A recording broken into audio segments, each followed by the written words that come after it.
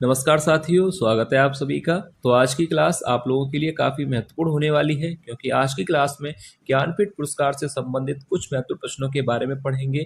ऐसे प्रश्न हैं जिनमें से कोई भी प्रश्न आपसे परीक्षा में पूछा जा सकता है, तो आप सभी क्लास को जरूर अटेंड कीजिएगा। और क्लास शुरू करने से पहले जो भी विद्यार्थी चैनल पर नए हैं या पहली बार क्लास ले रहे हैं, वो चैनल को सब्सक्राइब जरूर कर लें, क्योंकि ऐसे ही महत्वपूर्ण प्रश्न चैनल पर डेली कराए जाते हैं। तो चलिए ज़्यादा समय न लेते हुए क्लास को शुरू करते हैं और देखते हैं आज का पहला प्रश्न। तो देखिए, पहला प्रश्न है, ज्ञानपीठ पुरस्कार से सम्मानित होने वाले हिंदी के प्रथम साहित्यकार हैं। यानी हिंदी में पहला ज्ञानपीठ पुरस्कार किस साहित्यकार को मिला था? तो याद रखिएगा, ज्ञानपीठ पुरस्कार से सम्मानित होने वाले हिंदी के पहले जो साहित्यकार हैं वह हैं सुमित्रा नंदन पंत। याद रखिएगा, विकल्प सी यहाँ पर राइट हो जाएगा। पहला ज्ञानपीठ पुरस्कार हिंदी में पहला ज्ञानपीठ पुरस्कार मिला था सुमित्रा नंदन पंत जी को, याद रखिएगा। अब इसके बाद देखिए अगला प्रश्न देखते हैं। रामधारी सिंह दिनकर को ज्ञानपीठ पुरस्कार किस कृति पर मिला? तो आपको इस प्रश्न का सही उत्तर बताना है कि रामधारी सिंह दिनकर को ज्ञानपीठ पुरस्कार उनकी किस रचना के लिए मिला था।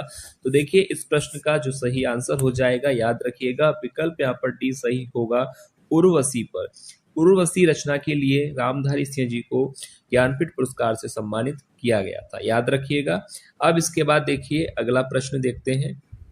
ज्ञानपीठ पुरस्कार किस क्षेत्र में श्रेष्ठ कार्य के लिए दिया जाता है? तो इस प्रश्न का जो सही उत्तर है वह मैं आपको बता दूं, याद रखिए, सरल प्रश्न है। ज्ञानपीठ पुरस्कार किस क्षेत्र में श्रेष्ठ कार्य के लिए दिया जाता है? तो विकल्प यहाँ पर पहला ही सही हो जाएगा, साहित्य के क्षेत्र में। याद रखिए, ज्ञानपीठ पुरस्कार साहित्य के क्षेत्र में श्रेष्ठ कार्य के लिए दिया जाता है। अब इसके बाद देखिए अगला प्रश्न देखते हैं। सुमित्रा नंदन पंत को ज्ञानपीठ पुरस्कार किस रचना पर मिला? ये भी प्रश्न आपकी परीक्षा के लिए अच्छा प्रश्न है, पूछा जा सकता है। सुमित्रा नंदन पंत को ज्ञानपीठ पुरस्कार उनकी किस रचना के लिए मिला था? तो यहाँ पर राइट आंसर हो जाएगा, याद रखिएगा, विकल्प यहाँ पर सही होगा सी, चिदम्बरा कृति के लिए। ठीक है, याद रखिए, सुमित्रा नंदन पंत को ज्ञानपीठ पुरस्कार उनकी किस रचना पर मिला था? चिदम्बरा के लिए इन्हें ज्ञानपीठ पुरस्कार से सम्मानित किया गया था। अब इसके बाद देखिए अगला प्रश्न। सुमित्रा नंदन पंत को ज्ञानपीठ पुरस्कार किस वर्ष मिला? तो आपको बताना है कि सुमित्रा नंदन पंत को किस वर्ष इन्हें ज्ञानपीठ पुरस्कार से सम्मानित किया गया था। तो देखिए, इस प्रश्न का जो सही उत्तर हो जाएगा 1968 में। विकल्प यहाँ पर बी सही होगा, सन 1968 में सुमित्रा नंदन पंत को ज्ञानपीठ पुरस्कार से सम्मानित किया गया था उनकी कृति चिदम्बरा के लिए। ठीक है, यहाँ तक क्लियर है आपको? सुमित्रा नंदन पंत को चिदम्बरा के लिए वर्ष 1968 में ज्ञानपीठ पुरस्कार मिला था। अब इसके बाद देखिए अगला प्रश्न देखते हैं। रामधारी सिंह दिनकर को ज्ञानपीठ पुरस्कार से किस वर्ष सम्मानित किया गया था? यह भी प्रश्न अच्छा प्रश्न है। रामधारी सिंह दिनकर को ज्ञानपीठ पुरस्कार किस वर्ष मिला था? तो 1970 में, 1971, 1972 या 1973 में। तो किस वर्ष इन्हें सम्मानित किया गया था? तो विकल्प यहाँ पर सी सही हो जाएगा, 1972 में। याद रखिएगा, रामधारी सिंह दिनकर को वर्ष 1972 में ज्ञानपीठ पुरस्कार से सम्मानित किया गया था, और उनकी किस कृति के लिए? उर्वशी के लिए। ठीक है, रामधारी सिंह दिनकर को उर्वशी के लिए वर्ष 1972 में ज्ञानपीठ पुरस्कार मिला था। अब इसके बाद अगला प्रश्न देखते हैं। महादेवी वर्मा को ज्ञानपीठ पुरस्कार किस रचना पर मिला? हिंदी की परीक्षा में यह प्रश्न आना जरूरी है, याद रखिएगा। महादेवी वर्मा को ज्ञानपीठ पुरस्कार किस रचना पर मिला था? दीपशिखा, रश्मि, यामा और अतीत के चलचित्र। पहले तो याद रखिए कि चारों ही रचनाएं किसकी हैं? महादेवी वर्मा की। दीपशिखा, रश्मि, यामा और अतीत के चलचित्र, ये चारों ही रचनाएं महादेवी वर्मा की हैं, पर ज्ञानपीठ पुरस्कार इन्हें मिला था इनकी कृति रचना यामा के लिए। ठीक है, याद रखिएगा, महादेवी वर्मा को ज्ञानपीठ पुरस्कार उनकी कृति यामा के लिए मिला था। अब इसके बाद अगला प्रश्न देखते हैं। महादेवी वर्मा को ज्ञानपीठ पुरस्कार किस वर्ष मिला? तो देखिए, ज्ञानपीठ पुरस्कार उन्हें किस वर्ष मिला था? 1980 में या 1981, 1982 में या 1983 में। तो याद रखिएगा 1982, यानी विकल्प यहाँ पर सी सही हो जाएगा।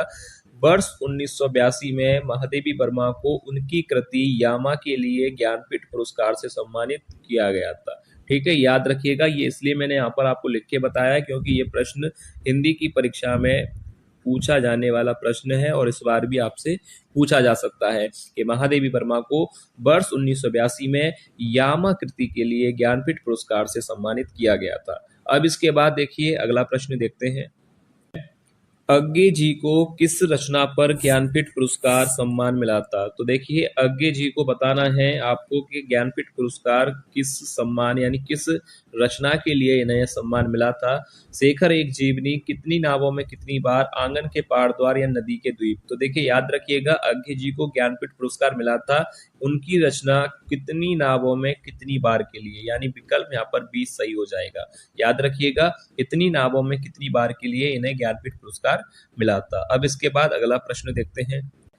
अज्ञे जी को भारतीय ज्ञानपीठ पुरस्कार से किस वर्ष सम्मानित किया गया था? तो देखिए ये भी प्रश्न आपकी परीक्षा के लिए इंपोर्टेंट प्रश्न है कि अज्ञे जी को भारतीय ज्ञानपीठ पुरस्कार किस वर्ष मिला था। तो देखिए यहाँ पर इस प्रश्न का जो सही आंसर हो जाएगा, याद रखिए विकल्प बी, 1978 में। किस वर्ष मिला था? 1978 में। उनकी रचना, अज्ञे जी की जो रचना है कितनी नावों में कितनी बार, इस कृति के लिए वर्ष 1978 में इन्हें ज्ञानपीठ पुरस्कार से सम्मानित किया गया था। अब इसके बाद देखिए अगला प्रश्न देख, प्रथम भारतीय ज्ञानपीठ पुरस्कार किस वर्ष दिया गया? तो ये देखिए प्रश्न, शानदार प्रश्न आया है। प्रथम भारतीय ज्ञानपीठ पुरस्कार किस वर्ष दिया गया, यानी पहला ज्ञानपीठ पुरस्कार किस वर्ष दिया गया था? 1964 में या 1965, 1966 या 1967? तो याद रखिए प्रथम यानी पहला भारतीय ज्ञानपीठ पुरस्कार मिला था 1965 में, यानी विकल्प यहाँ पर सही हो जाएगा बी। याद रखिएगा 1965 में पहला ज्ञानपीठ पुरस्कार दिया गया था। अब किसको मिला था आगे यहाँ पर देखते हैं, प्रश्न है। देखिए अगला प्रश्न देखते हैं। भारतीय ज्ञानपीठ पुरस्कार प्राप्त करने वाले प्रथम लेखक हैं। आपको बताना है कि भारतीय ज्ञानपीठ पुरस्कार सबसे पहले किस लेखक को मिला था?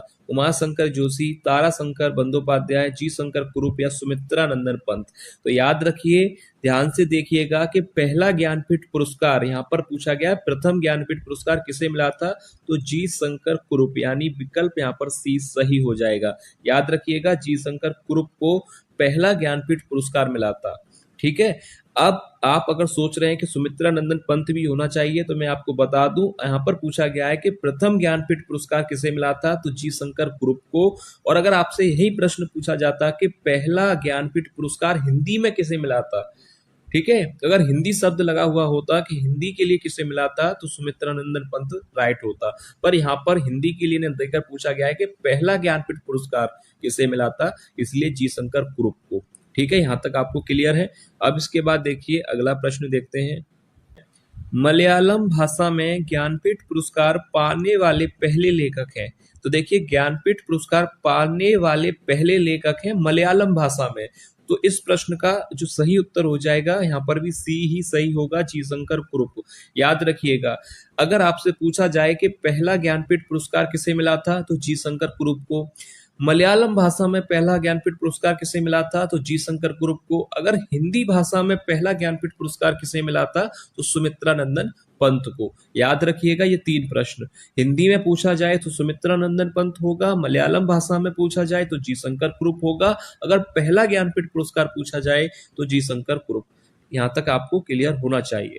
अब इसके बाद अगला प्रश्न देखते हैं।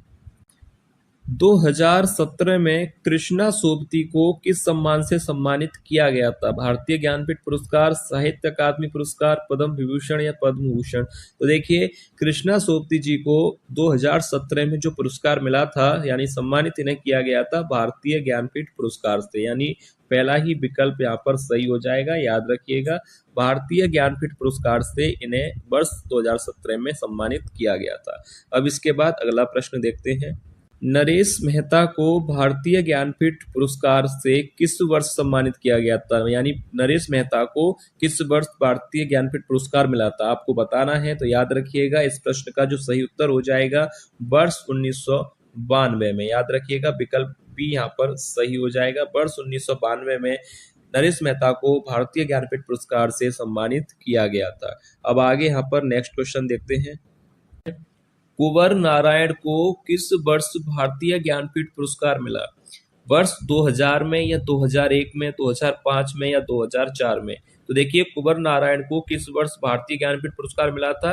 तो याद रखिएगा विकल्प यहाँ पर सही हो जाएगा। वर्ष किस में मिला था इन्हें ज्ञानपीठ पुरस्कार? कुंवर नारायण को 2005 में, यानी विकल्प सी यहाँ पर सही होगा। याद रखिएगा वर्ष 2005 में कुंवर नारायण को भारतीय ज्ञानपीठ पुरस्कार से सम्मानित किया गया था। अब इसके बाद देखिए अगला प्रश्न देखते हैं। हिंदी साहित्य में भारतीय ज्ञानपीठ पुरस्कार प्राप्त करने वाली पहली महिला लेखिका थी। तो आपको बताना है कि हिंदी साहित्य में पहली महिला लेखिका कौन थी जिन्हें भारतीय ज्ञानपीठ पुरस्कार मिला था। तो यहाँ पर प्रश्न को ध्यान से देखिए, हिंदी साहित्य लगा हुआ है, यहाँ पर आप देखिए हिंदी साहित्य शब्द लिखा हुआ है, तो हिंदी के क्षेत्र में आपको बताना है कि सबसे पहले ज्ञानपीठ पुरस्कार किस महिला को मिला था हिंदी साहित्य में। तो राइट आंसर हो जाएगा महादेवी वर्मा को। ठीक है, याद रखिएगा, कंफ्यूज मत होना। पहली महिला लेखिका हिंदी के क्षेत्र में ज्ञानपीठ पुरस्कार पाने वाली है महादेवी वर्मा जी। ठीक है, और जिन्हें इनकी किस कृति के लिए मिला था? यामा के लिए। अब इसके बाद अगला प्रश्न देखते हैं। भारतीय ज्ञानपीठ पुरस्कार प्राप्त करने वाली पहली महिला लेखिका थी। तो देखिए यहाँ पर भी पहली महिला लेखिका कौन थी जिन्हें भारतीय ज्ञानपीठ पुरस्कार मिला था? तो याद रखिएगा इस प्रश्न का राइट आंसर हो जाएगा, पहला ही विकल्प यहाँ पर सही होगा, आशा पूर्णा देवी।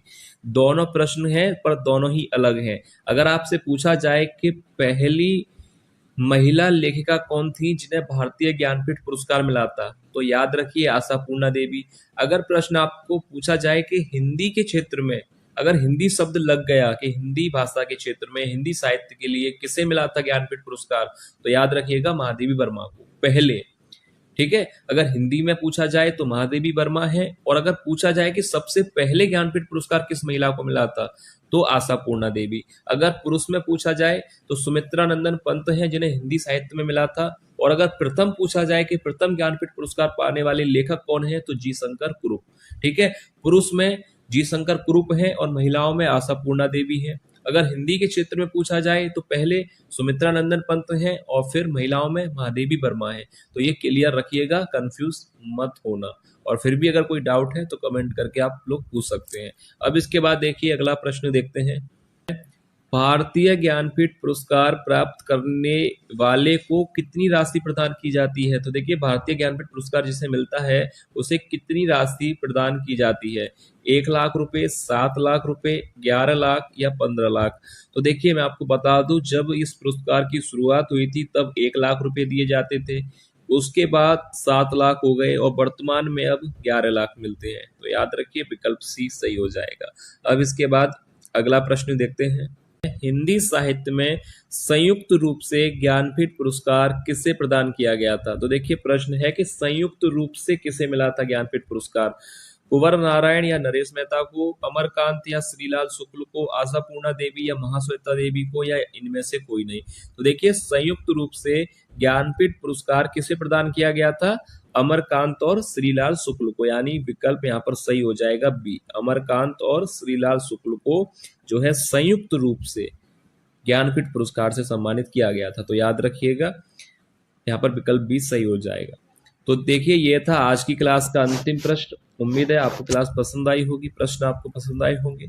अगर क्लास आपको अच्छी लगी है तो इस वीडियो को लाइक जरूर कीजिएगा, और जो भी विद्यार्थी चैनल पर नए हैं या पहली बार क्लास ले रहे हैं वो चैनल को सब्सक्राइब जरूर कर लें।